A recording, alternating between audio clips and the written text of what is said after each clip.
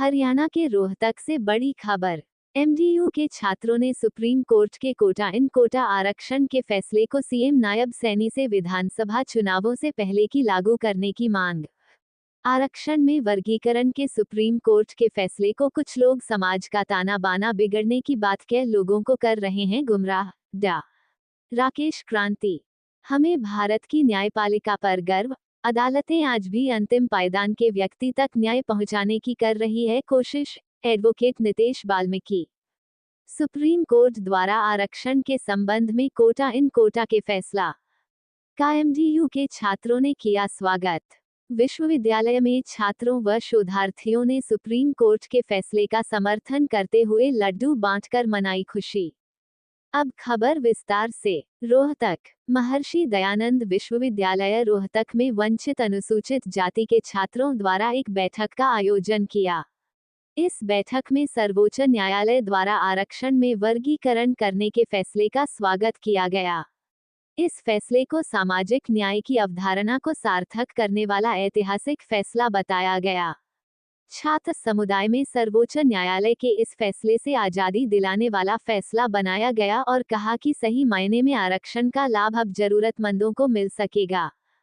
छात्रों तथा शोधार्थियों ने केंद्र और हरियाणा सरकार से पुरजोर मांग की है कि सर्वोच्च न्यायालय के फैसले को तुरंत प्रभाव से लागू किया जाए। इसके साथ ही हरियाणा में जितने भी राजनीतिक दल हैं, आरक्षण में वर्गीकरण के फैसले पर अपनी स्थिति स्पष्ट करें।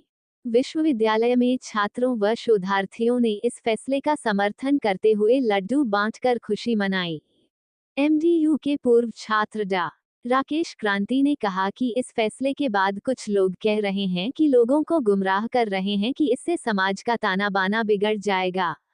उनका कहना था कि हरियाणा में कुछ जातियां 20% आरक्षण का लाभ ले रही हैं, उससे वर्गीकरण से वर्ग बन जाएंगे। आखिर वर्ग क्यों न बने? एमडीयू में आपकी अकेली जाति है जो पिछले 55 सालों से प्रोफेसर हैं, औरों के लिए जगह ही नहीं है और किसी को आगे आने ही नहीं दे रहे। एडवोकेट नितेश बाल्मीकि ने गत 1 अगस्त को सुप्रीम कोर्ट द्वारा दिए आरक्षण में वर्गीकरण करने के ऐतिहासिक फैसले का स्वागत करते हुए भारतीय न्यायपालिका का आभार प्रकट करते हुए कहा कि हमें भारत की न्यायपालिका पर गर्व है कि अदालतें आज भी अंतिम पायदान के व्यक्ति तक वह न्याय पहुंचाने की कोशिश कर रहे हैं। इस फैसले से एक वंचित अनुसूचित वर्ग है को गुलामी की बेड़ियों से मुक्ति मिल जाएगी।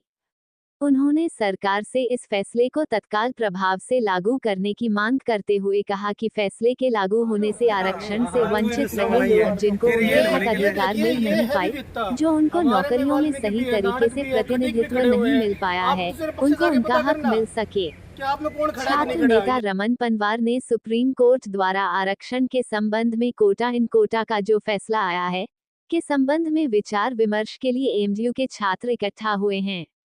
इस फैसले का स्वागत करते हुए उन्होंने कहा कि सभी छात्रों ने मुख्यमंत्री नायब सिंह सैनी से इस फैसले को आने वाले विधानसभा चुनावों से पहले तत्काल प्रभाव से लागू करने की मांग की है। रोहतक से वैशाली सैनी की रिपोर्ट।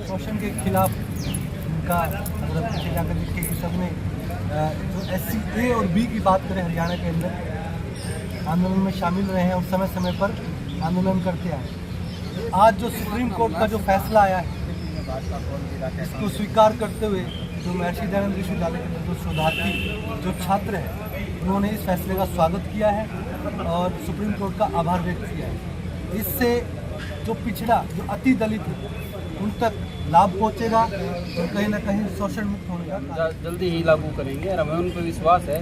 जिस प्रकार से उन्होंने एजुकेशन में लागू किया था, उसी प्रकार से सुप्रीम कोर्ट के ऑर्डर जो है मानेंगे और जल्दी में ये घोषणा है कर देंगे। ये जो उप वर्गीकरण का जो फैसला माननीय सुप्रीम कोर्ट के द्वारा दिया गया है, 7 जजों की बेंच के द्वारा 6-1 से जो फैसला आया है, DY चंद्रचूड़ माननीय उच्चतम न्यायालय के न्यायाधीश DY चंद्रचूड़ जी की अध्यक्षता में ये बेंच स्थापित की गई थी। इसके द्वारा जो फैसला दिया गया है वर्गीकरण का, ये मांग कोई 5 या 10 साल से नहीं, ये दशकों पुरानी मांग है। 1975 में जब पंजाब के अंदर आरक्षण जिसमें उपवर्गीकरण किया गया, जिसमें 25% कोटे में से 12.5% मजबी और वाल्मीकि को दिया गया और 12.5% जनसंख्या के आधार पर अन्य अनुसूचित जाति वर्ग को दिया गया। उसके खिलाफ 2001 में पिटीशन डाली गई, जिसमें 2004 में फैसला आया कि हेट्रोजीनस और होमोजीनस के आधार पर के अनुसूचित जाति वर्ग की जो जातियां हैं वो सभी का समान शोषण हुआ है, समान प्रवृत्ति की जातियां हैं, तो उपवर्गीकरण जो है वो नहीं बनता। लेकिन फिर से पिटीशन डाली गई 2004 में पंजाब सरकार के द्वारा सरकारी वकील करके और पिटीशन डाली गई। उसके आधार पर अब 2024 में ये फैसला आया, जुलाई 2024 में ये फैसला आया है कि उपवर्गीकरण को प्रदेशों की जो सरकारें हैं, चाहे वो कांग्रेस की सरकार है, चाहे किसी प्रदेश में बीजेपी की सरकार है, चाहे किसी प्रदेश में कम्युनिस्ट पार्टी की सरकार है, वो अपने सत्र पर विधानसभा में बिल लाकर इसे लागू कर सकते। माननीय प्रधानमंत्री जी से भी ये आग्रह करते हैं कि लोकसभा में तुरंत बिल लाकर इसे राष्ट्रीय स्तर पर लागू किया जाए, ताकि वंचित वर्ग की जो अनुसूचित जातियां हैं, 3500 जातियां वंचित वर्ग की अनुसूचित जातियों में शामिल हैं, उन्हें तुरंत लाभ पहुंचे, रोजगार में आरक्षण मिले, नौकरियों में आरक्षण मिले, एजुकेशन में स्थायी आरक्षण मिले, ताकि उनका उत्थान जो पिछले दशकों से शोषित है, शोषितों के भी शोषित है, जो महादलित एक टर्म बिहार के अंदर एक महादलित एक टर्म इजाद हुई थी, जिनका शोषण दलितों द्वारा भी किया जाता है, उन्हें भी आरक्षण का लाभ मिले। तो सर्वोच्च न्यायालय ने ऐसा नहीं है कि 2 दिन में फैसला सुना दिया, 20 साल लगे फैसले को, और कुछ लोग इस पर आवाज़ उठा रहे हैं कि सुप्रीम कोर्ट ने गलत फैसला है। अरे एक फैसले के ऊपर 20 साल लग गए, उसकी जजमेंट लिखने में इतना टाइम लगा, हर चीज़ को पढ़ा गया, हर चीज़ देखी गई, हर चीज़ का आकलन किया गया, डेटा इकट्ठा किया गया। 565 पेज की जजमेंट है। और कुछ लोग ये कह रहे हैं कि सुप्रीम कोर्ट ने गलत फैसले सुना दिए। 2004 में जो सुप्रीम कोर्ट ने फैसले तो लोग लाडू बांटे थे, तो अब भी वही सुप्रीम कोर्ट है, अब भी वही न्यायालय है।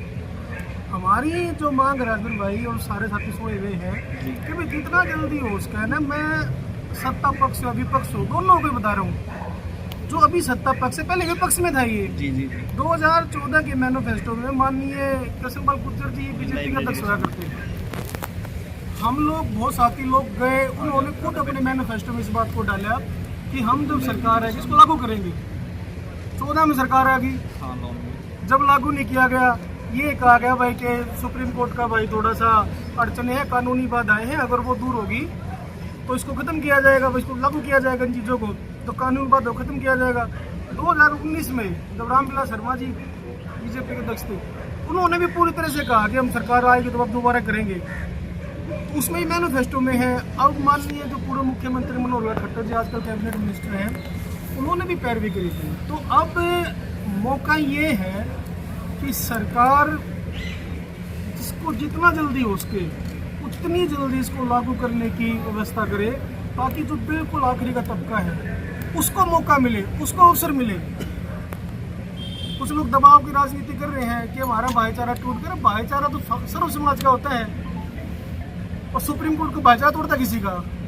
वो इतने पढ़े लिखे लोग हैं, सुप्रीम कोर्ट की ये संवैधानिक पीठ है, कोई तो इसका फैसला नहीं है। मेरा नाम रमन कुमार है, शोधार्थी महर्षि दयानंद विश्वविद्यालय। आज बताओ किस लिए आज जो महर्षि दयानंद विश्वविद्यालय के प्रांगण में सभी छात्र और शोधार्थीगण इकट्ठे हुए हैं, यह माननीय उच्चतम न्यायालय के जो फैसला कोटा इन कोटा के जो फेवर में आया है उसका स्वागत और सुप्रीम कोर्ट का आभार व्यक्त करने के लिए सभी छात्र और शोधार्थी इकट्ठे हुए हैं।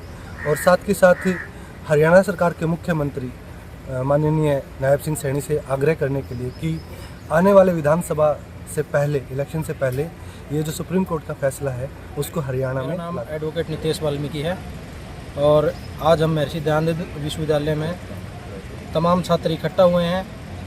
जो 1 अगस्त को माननीय सर्वोच्च न्यायालय द्वारा आरक्षण में वर्गीकरण का जो ऐतिहासिक फैसला दिया गया है, हम उसका स्वागत करते हैं और भारतीय न्याय प्रणाली का इस बात को लेकर के आभार भी व्यक्त करते हैं कि आज भी भारतीय न्याय प्रणाली इतनी सक्षम है कि भारत में रह रहे अंतिम पायदान के व्यक्ति तक वो न्याय पहुंचाने की कोशिश कर रहे हैं।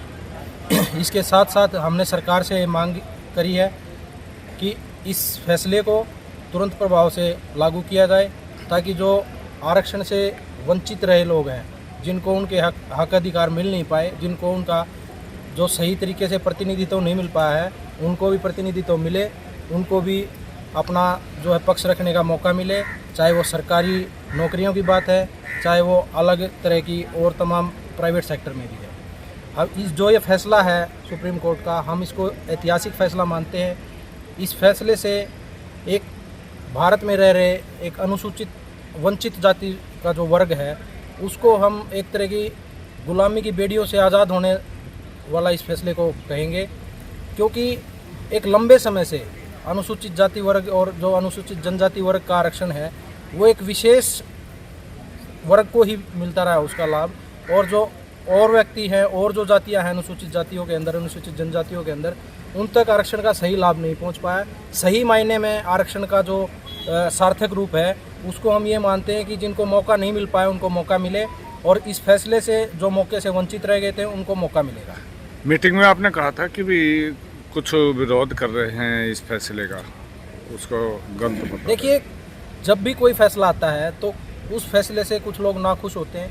वो नाखुश लोग वही हैं जो आज तक इस आरक्षण का लाभ लेते आए हैं, जो आरक्षण के बलबूते पर ही आज तक आगे बढ़ते आए हैं, और तमाम जो तथाकथित, मैं उनको कहूँगा, जो तथाकथित दलित नेता हैं, जो दलितों के नाम पर अपनी राजनीति चमकाते रहे हैं, वही इस बात को लेकर के विरोध में है, क्योंकि वो लोग नहीं चाहते कि जो अंतिम व्यक्ति है जो उनको भी लाभ मिल पाए।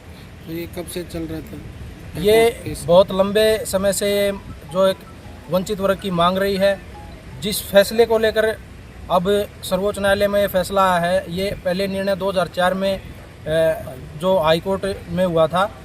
इतने लंबे समय के बाद एक वर्ग को आज न्याय मिला है, इसके लिए हम सर्वोच्च न्यायालय का बार बार धन्यवाद करते हैं। मेरा नाम डॉक्टर राकेश क्रांति, मैं पूर्व छात्र हूँ महर्षि विद्यानंद विश्वविद्यालय का। साथियों ने कॉल किया कि एक चर्चा कर रहे हैं तो आना पड़ेगा। मैं आया इसलिए हूँ कि कुछ संवैधानिक पक्ष हैं, कि भाई साहब ने सवाल किया कि कुछ लोग गुमराह भी कर रहे हैं। गुमराह वही लोग कर रहे हैं जो पहले ट्रेन में चढ़ चुके हैं। माननीय न्यायालय के न्यायाधीश ने एक बात कही कि ये तो ऐसी व्यवस्था होगी कि जो लोग पहले जनरल डिब्बे में चढ़ गए और चढ़ने के बाद ये कह रहे हैं कि और किसी को नहीं चढ़ने देना, उस पक्ष पे हम बात रखना चाह रहे हैं कि कुछ लोग गुमराह कर रहे हैं ये कहकर कि भाई इससे हमारी सामाजिक व्यवस्था का ताना बाना बिगड़ जाएगा। ये हम जो समरूप समाज हैं, जो हम जातियाँ इकट्ठी हैं, जो 20% का हरियाणा में आरक्षण का लाभ ले रही हैं, उससे वर्गीकरण से वर्ग बन जाएंगे। अरे वर्ग क्यों ना बने भाई? आप लगातार इतने सालों तक आप बैठे हो एक महर्षि दयानंद विश्वविद्यालय में, आपकी अकेली एक जाति के 55-60 से प्रोफेसर है, औरों के लिए जगह ही नहीं। आप यहाँ आके बैठ के किसी को आने देते ही नहीं, तो करें क्या? 20 साल से मुकदमा चल रहा है, 2004 से मुकदमा चल रहा है। 20 साल के बाद सुप्रीम कोर्ट का फैसला है, उसमें भी कुछ लोग विरोध कर रहे हैं। अपनी मानसिकता को सुधारें। डॉक्टर अम्बेडकर जो समानता की बात करते हैं, डॉक्टर अम्बेडकर ने जो बात, माननीय काशीराम जी ने जो बात कही, उस विचारधारा से हट के अपनी विचारधारा हमारे ऊपर थोप रहे हैं। हम अंत्योदय की बात करते हैं कि जो आखिरी पायदान पर जो बैठा, कम से कम वहां तक पहुंचे, वहां तक चीजें पहुंचे, तब विविधता आएगी, तब लोकतंत्र सक्षम होगा। अब आप क्या चाहते हो? हम ये चाहते हैं कि जितना जल्दी हो सके राष्ट्रीय स्तर से लेकर प्रत्येक राज्य में माननीय सर्वोच्च न्यायालय के फैसले को जितना जल्दी हो सके लागू किया जाए। लागू करेगी सरकार? क्या आपको लगता हम है? उम्मीद कर रहे हैं, अगर इस प्रकार की बातें सरकारें नहीं कर रही, सरकारें अपने मैनिफेस्टो में दे रही, बार बार हमसे वादे भी कर रही हैं, तो उम्मीद है इस बात की कि इस चीज़ को लागू किया जाए।